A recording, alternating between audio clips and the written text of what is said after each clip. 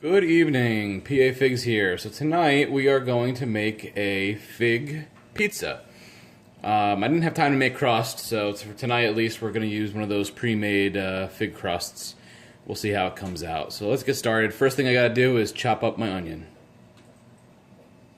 Alright, so I've got my onion in nice slices, and now all I'm going to do is put them into a saucepan. And we're just trying to caramelize these, so we're going to put them in the saucepan here, cover it. A good way to even out your items in a saucepan or a frying pan for that matter, so get a nice even spread over the bottom of it. Just give it a little shake like that. Alright, so everything's nice and even. I'm going to cover that. Now while that's covered, I'm going to start making my balsamic reduction, so I need to get my balsamic and my maple syrup. Alright, so in this little saucepan here, I'm going to add about a half a cup of balsamic.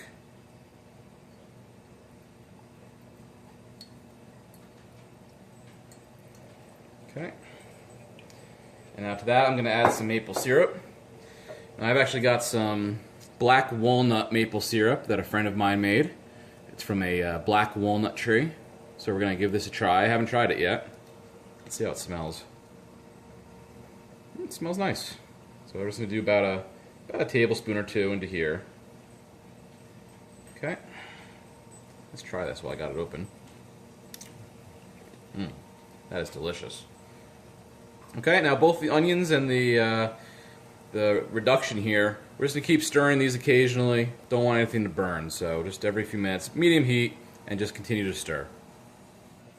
Alright, so while that's cooking, I'm going to brush the crust with some olive oil. This is extra virgin olive oil. You can use whatever olive oil or oil you want to use. It doesn't even have to be olive oil. I really like olive oil, so that's what I'm using. I've also used grapeseed oil. The nice thing about grapeseed oil is it has a much higher temperature that it burns at, so you can really get it cooking and not worry too much about anything burning. In pizza, you always cook at the highest temperature possible, so grapeseed oil works well if you like the flavor of it. I prefer the flavor of extra virgin olive oil, so that's good to go. And now we just need to wait for the onions. These are showing some color, starting to stick to the bottom. It's going to take a little bit of water and deglaze the pan with a little bit of water. Get all those black bits up. You want those black pieces.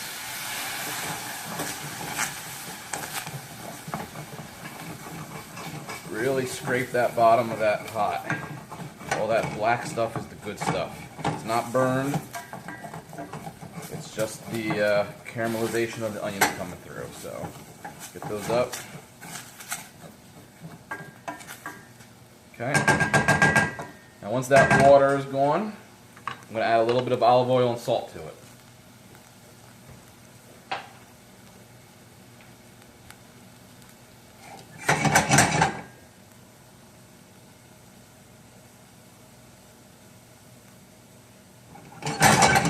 Hopefully you can see that on there. Nicely browned. Now that water's gone, I'm going to add a little olive oil.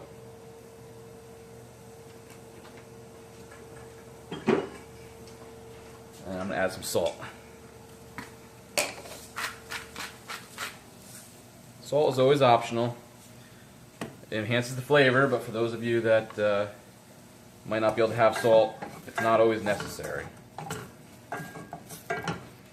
Okay. Onions are almost done. I'll let them go about another 5 minutes. Let's give my balsamic reduction a little stir. It's starting to thicken. Still a ways to go. Alright, next thing I need to do is start cutting up some of my figs. So I've got a couple different varieties of figs here. I think I've got some Hearty Chicago and some Sicilian, Angelo's Dark. All I'm going to do is to cut them into fours. Nice and simple. 4 pieces. That'll fit nicely on my pizza. take the stem off, and you can stand it right on the part you cut off so it stays flat, and then cut one way and the other way. I usually like to use a serrated knife to cut my figs, but I already used this flat knife to cut the onion up, so I didn't want to dirty two knives. Alright, so I'm going to go ahead and cut these all up and I'll be back.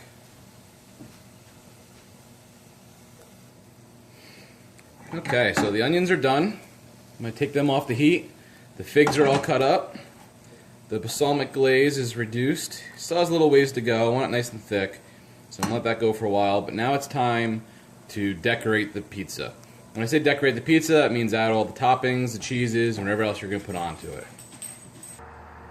Okay, so the nice thing about pizza is it's so easy to make that you can experiment with it. And you might find things you like, you might find things you don't like. We don't make a ton of pizzas. I wish we made more. We just tend to not have the time a lot of the time. So I'm going to try something a little different tonight. I'm going to use a mixture of cheeses. I'm going to use some goat cheese, some blue cheese, and some mozzarella. And my thinking is that the goat cheese goes really well with figs. Blue cheese also goes really well with figs, and also the prosciutto I have. And then the fresh mozzarella I'm going to use kind of as a binder to hold things together. So I'm going to give it a try. So I'm going to show you at least the start of this and then probably come back once I'm done. And that's just that I'm going to put some globs of goat cheese around. My goal is to get at least a couple pieces per slice of pizza here. So if I cut it right, I should be able to split it out amongst the pizza slices. Probably 2 pieces per slice of pizza here. So let me go ahead and get that done and I'll come back for the next step.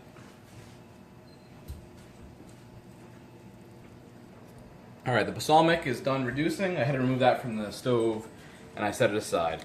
Now I'm going to put on some blue cheese. You don't want to use a lot of this, it's pretty strong.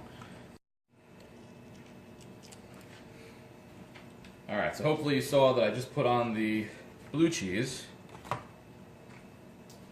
And now I have the prosciutto, the mozzarella, and the figs. So on the top layer, I like to keep the things that I want to get nice and caramelized. So I want to keep the figs up there, I want to keep the meat up there, and I want to keep the mozzarella up there to get that nice gold color to it. So I think the first thing I'm going to put on are going to be, let's do the prosciutto. So let me get this opened and put it on. Alright, so the prosciutto's on. And always put a little extra meat than what you think you're going to want because it will shrink down. And if you don't put too much on, then you'll be sort of sorry because not every bite will have a piece of whatever meat you're using. And I always like to have quite a bit of meat on my pizza. Some people just like to have a little taste, but I'm a big meat fan, so I want it pretty loaded. Alright, so now I'm going to use the mozzarella. Probably don't really need this with all the goat cheese and stuff on, but I'm hoping to be able to use it as kind of a binder of everything. And I'm gonna, oh, it looks like this cheese is actually pre-sliced for me. Sweet. So I'm just gonna put that on around. I'm not gonna do it like a normal pizza where you have a whole layer of mozzarella. I'm just gonna kind of put it on there so that hopefully everything melts together. Alright, just like that. Alright, that's pretty good. Okay, and now next I'm going to put the figs on. Just going to kind of toss them throughout.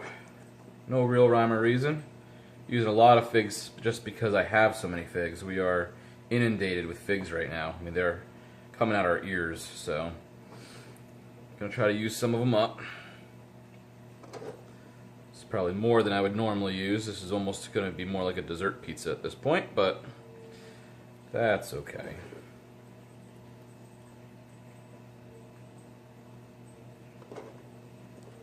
Alright. That's all on. Let me go ahead and wash my hands. Geez, I wasn't paying attention and I almost forgot my onions. So let's go ahead and toss these guys on. I'm not a huge onion fan, so I'm going to try to spread them out here so you don't get that big bite of onions. Now normally I would have put this on the bottom with the cheese, but oh well. Steaks are made. I'll still eat it.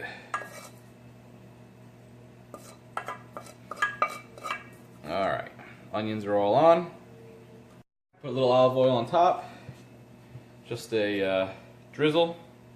So my camera keeps cutting out, so I'm not sure how much you guys got to see. But here is the pizza ready to go into the heat. So now you could toss it in the oven at about 450, 500 degrees, real hot. But I'm actually going to use the grill because it's nice outside, and why not? So let's go take a look. Alright, so here's my grill. And you'll notice it's a charcoal grill. Always use lump charcoal. Don't use the briquettes that come pre-formed. The flavor is significantly different, and what you'll notice is there's not a lot of ash left. All the stuff you see down here is mostly from briquettes I had to use up. So this is a chimney starter, or a charcoal starter, and all you do is you put the charcoal in it, you put a little paper in, and it really starts that charcoal nice.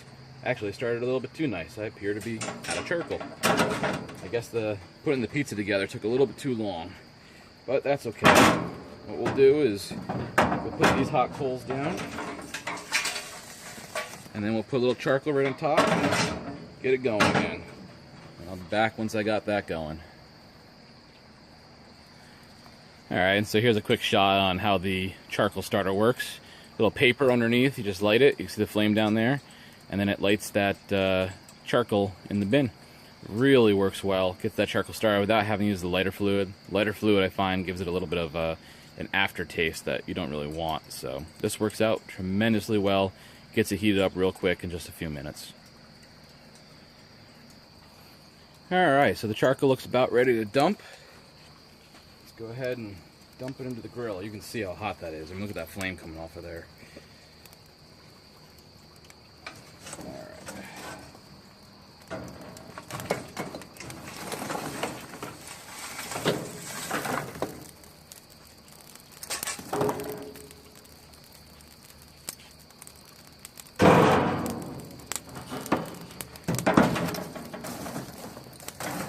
Spread this out a little bit. We don't want our crust to burn.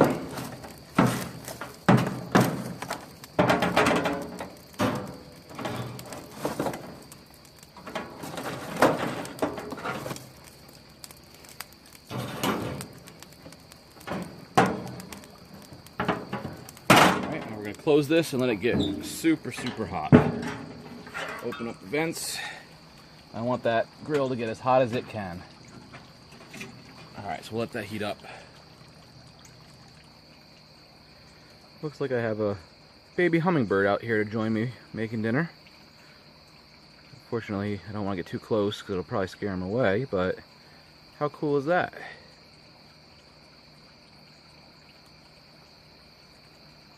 Seems going flower to flower, flower to flower. Very cool. He's only the size of probably about a dime, or maybe a quarter. I mean, he's really tiny. But boy, he's neat. We haven't seen very many hummingbirds this year, so it's nice to see at least a baby one. There must be a nest around here someplace.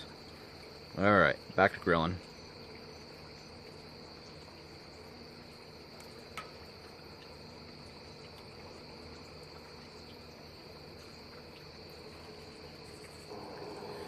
Alright, the grill is now hot.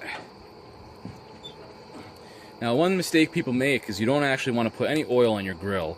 Same with the oven, you don't want any oil under that crust, or else that crust is just going to stick and get soggy, and it's going to tear all apart when you try to get it off. So let me get the pizza.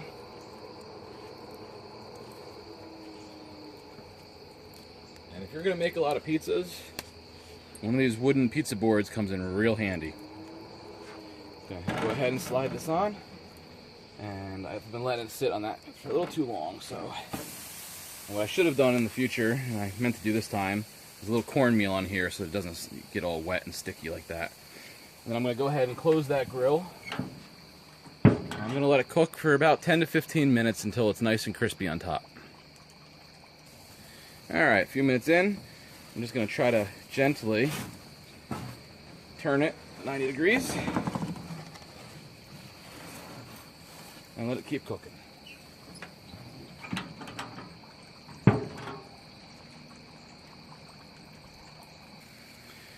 Okay, so everything is nicely melted, and it is time to bring the pizza inside and eat.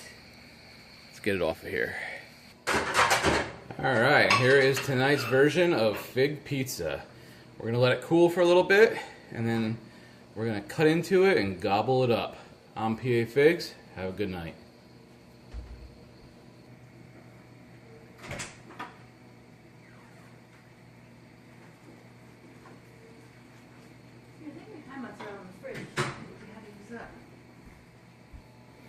Oh, I almost forgot. Luckily, my wife reminded me. I got a little bit of baby arugula to put on top. Don't need a lot, just a little bit to color it up and give it a little bit of a crisp. So I just tossed it on. Normally I would crunch it up a little bit, but just tossing it on will work too. That's it. And fig pizza is ready to eat. Have a good night.